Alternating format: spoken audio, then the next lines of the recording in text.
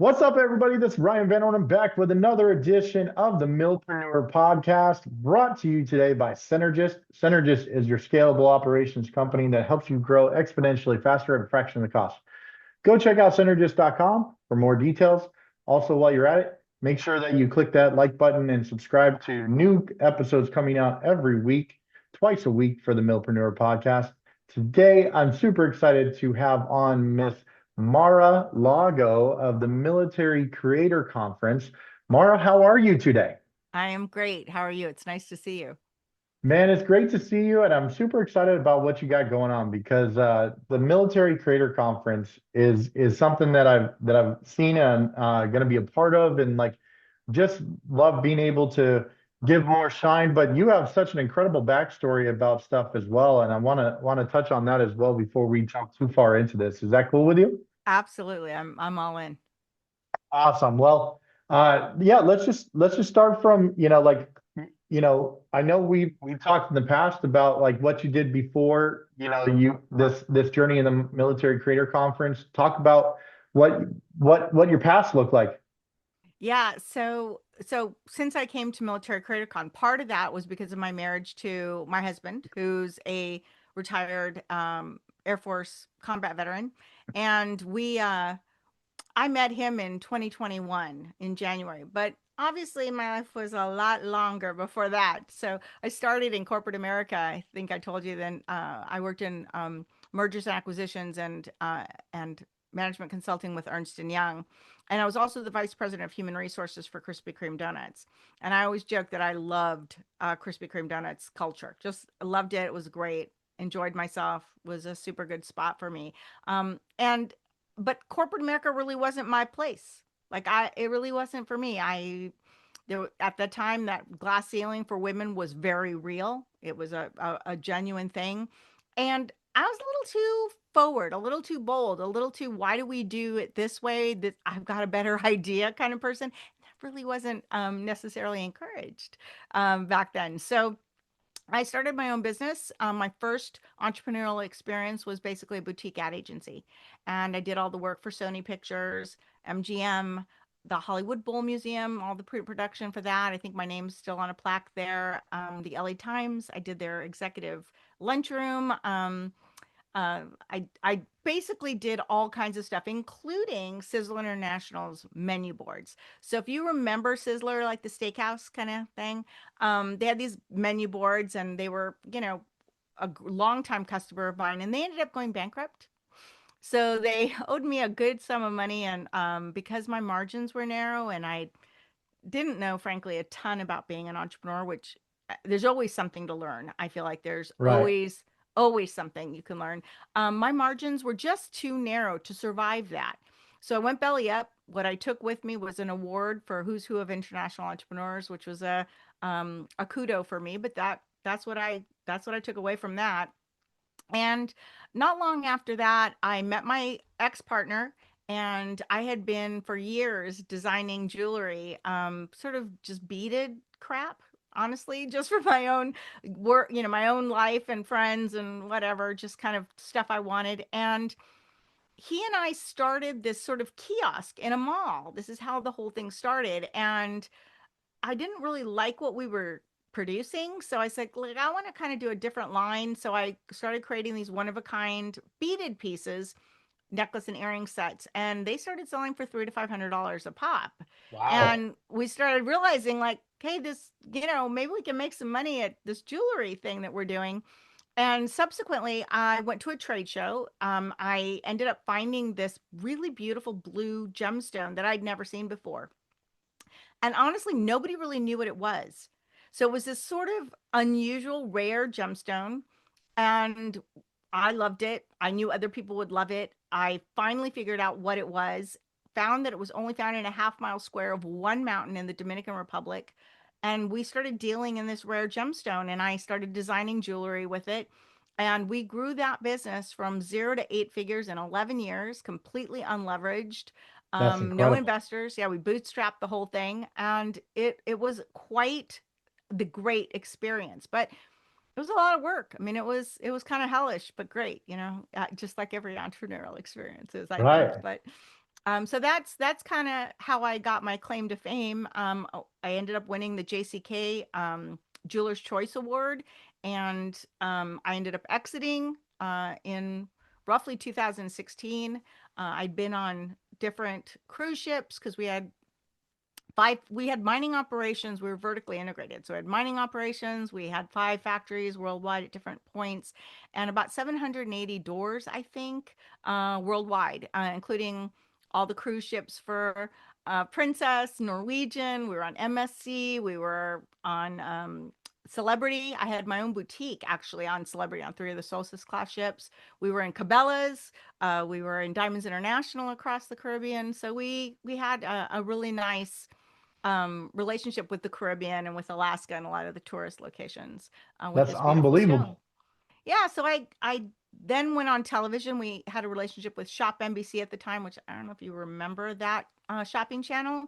I think it's turned into Evine Okay. nowadays, but we had what I call the design grind. I would do special exclusive designs just for them, go on air as a guest and talk about the work and the jewelry and sell those pieces.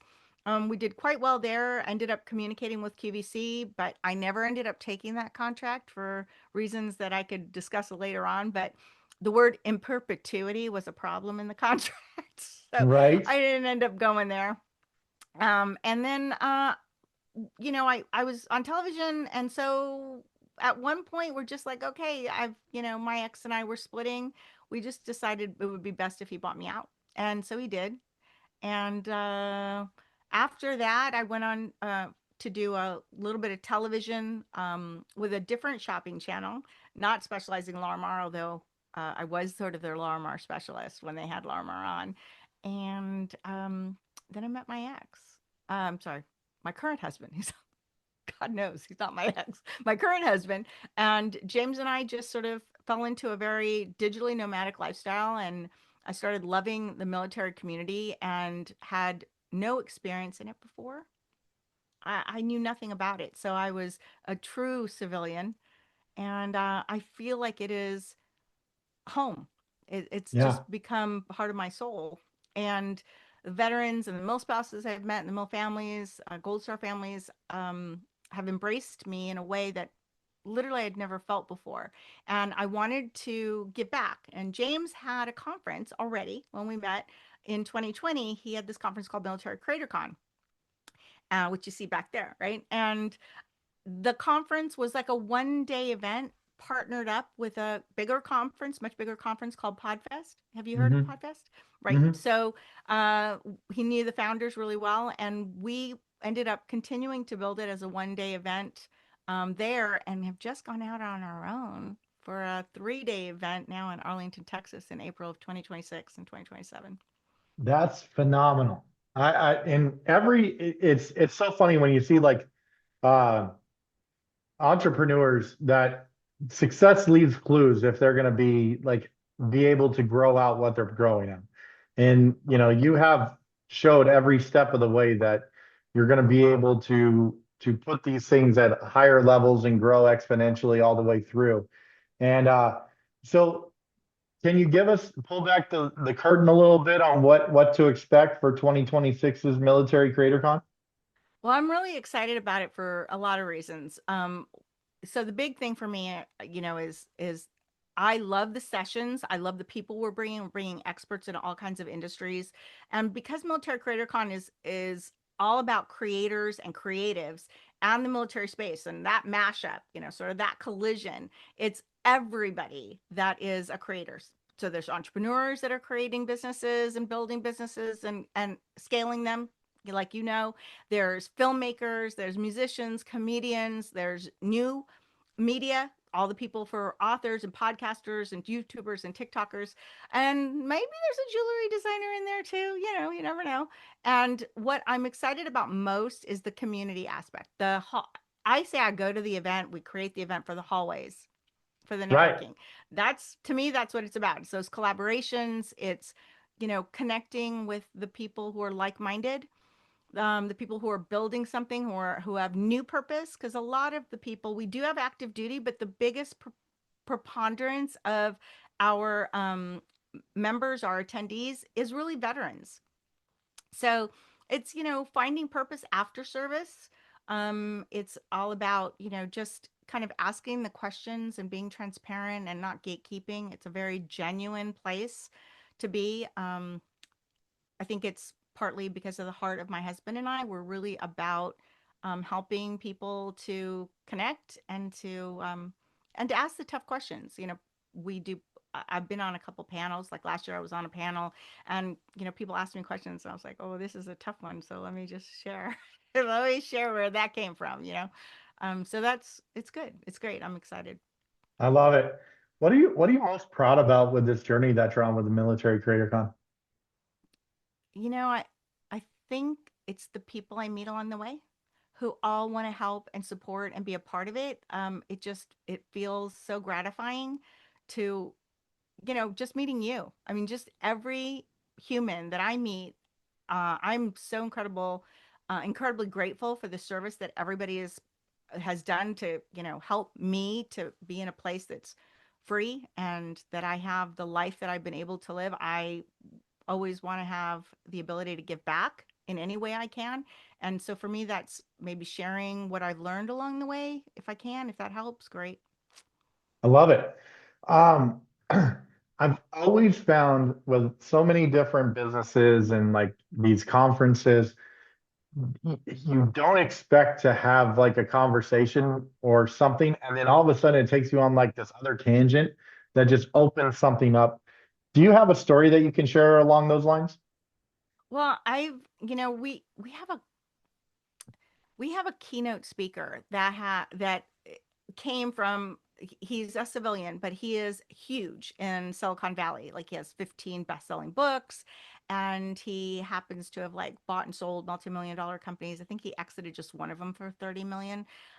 He is the Wow. godfather, the pioneer of something called category design. So he's very well known, he's very respected, and I didn't realize he was extremely connected to one of James's friends, who is actually edits his podcast and has for many years.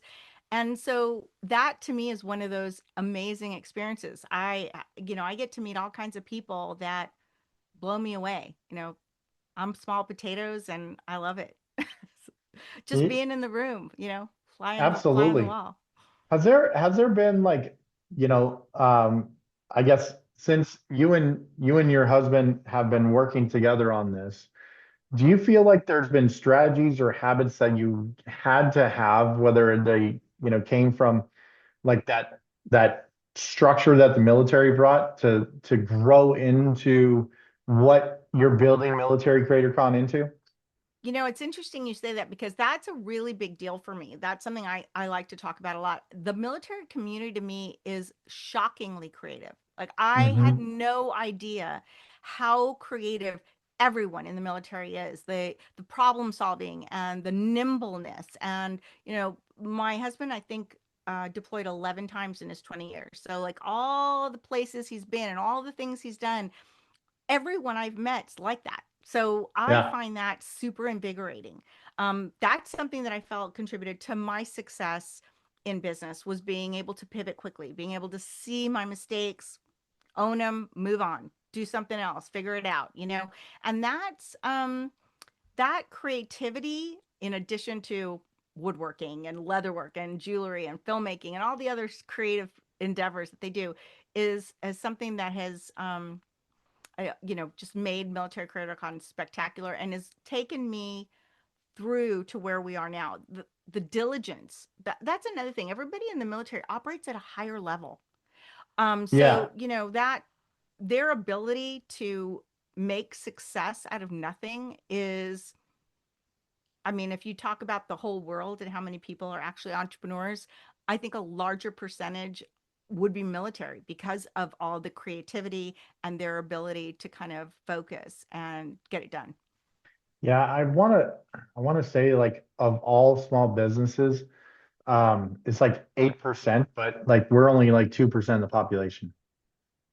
Yeah. It's I it's mean, kind of crazy stat. And I yeah, think it it's just doesn't shock me at ingenuity. all. Yeah, it Yeah. doesn't shock me at all because the people I've met are all very driven. Yeah, And their passion, filled with passion. So to me, that just is a recipe for success. And also, to be fair, one of the things I always say is live fearlessly in business.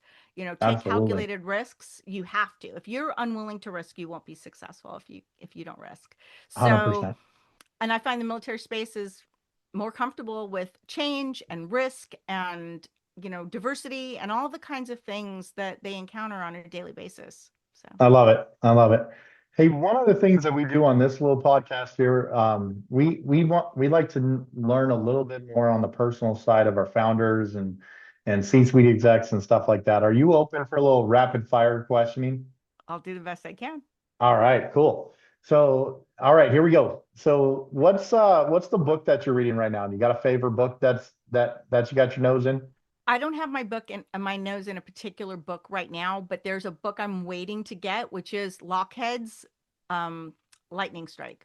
So I'm Nice. excited about that. I watch a lot of stuff, and Gary Vee is also somebody I'm really um, very tuned into. So Gary V's the man. I enjoy him a lot. So very cool. shout out to Gary Vee. Exactly, exactly. Um, Hey, what let was me the invite him. Hey, Gary, if you get this, come to Military CreatorCon. we now we get to tag him in this video. Yay. Exactly. If you have what was the first job that you ever had? Oh my Kicking God, it my old first, I school. was 14. Oh my God, I so remember. I worked in the library, in the Beverly Hills Library, shelving books. Nice. Okay, very cool. Hey, do you have a bucket list travel spot you want to still go to? Absolutely. In fact, I have several. One of the places I say I absolutely want to go to is to Australia. I want to check out Australia.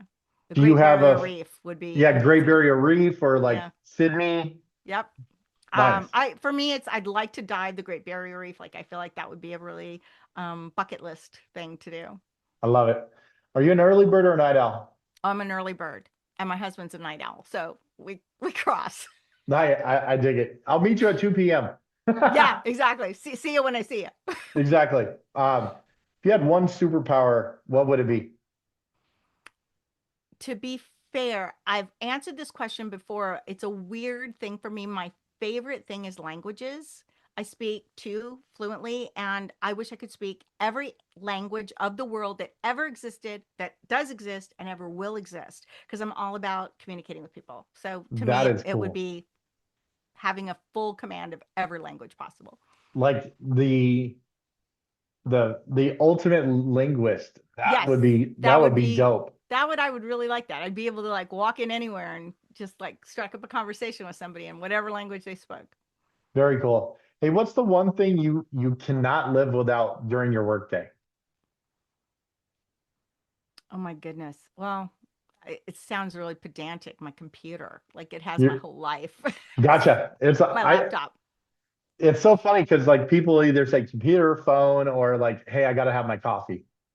I was thinking coffee, but I've stopped drinking it recently, so I'm on a protein shake morning now. Yeah. There you go. There you go. Hey, if you could have dinner with one historical figure, who would it be? One. Just one. Just one. Um, So I'm sort of a spiritual person, not religious, but I would really enjoy the first person that came to mind would be Jesus. I Nice. would Very really cool. enjoy finding out about his life. Awesome. Do you have a favorite cheat meal? Pizza. Oh, there you go. That's a Yep. winner. Any kind of pizza. And then lastly, like what's on your workout playlist? Um, so I'm embarrassing. My husband says I have terrible taste in music. He's really big into grunge and 90s, and I'm like, don't play me any corn. Don't, I'm not Right? Oh, that's such a I'm military thing, corn. I'm really, I'm like Eric Church. It's There my you favorite. go. Yeah. Or You can't go wrong with the chief. yeah, yeah. So I love it. Well, you absolutely destroyed this rapid fire questioning. So well done. Good job. thank you. Thanks for Awesome. doing that. I had a lot of fun. Awesome. Well, I got a couple more questions before we wrap up, but like, if you could go back to your younger self, maybe that person that was filing books in the Beverly Hills Library, what's that one piece of advice you'd give yourself if you could time travel back? Um, advice on, so I have to, can I qualify? So would it be advice like something don't do, like in your feet when you grow older, like go back, like get the royalties from, get the royalties on your jewelry, girl. Don't give up the royalties. That would be the one thing I would probably remind myself to do. Nice. Okay, very cool. Um, is there an impact or a legacy that you want people to take from the journey that you've been on? Um, that's a great question because I don't have children. So I don't leave a legacy of that sort. So what I'm hoping is that people will twofold. One, see my jewelry and still love it 100 years from now because it'll still exist. And for me, Military Creator Con is what I now consider to be part of my legacy. And I hope that it continues for many years beyond me and just grows and becomes sort of what I envision and just gets better every year. Awesome. So piggybacking on that, where do you see yourself in 5 years? I see myself at a really big conference that is still extremely intimate and connected, and that people are enjoying themselves and toasting each other and helping each other and collaborating. Like, I just feel that that to me would be like my happy place. Yeah. Fantastic. If people are interested in attending the Military Creator Con or getting a hold of you, and how can they reach out? Well, if they go to militarycreatorcon.com, since it's sometimes complicated, that con.com, then they can reach out right there, or they can absolutely email me directly, which is mara@militarycreatorcon.com. Awesome. Mara, it's been an absolute pleasure having you on the podcast today. Thank you so much for your time. Thank you so much for having me. It was an utter pleasure. Awesome. I'm Ryan Van Ornum. I'm signing off for the Millpreneur podcast today. Thank you so much for your time. Once again, make sure you go check out our Synergist, our sponsors page, synergist.com, and make sure you like, comment, and subscribe. Go check back any other videos that we have coming out, and we'll stay on our. When you ring that icon bell, you get first access to those new videos landing daily. So till the next time, everyone, stay blessed and take care. Bye.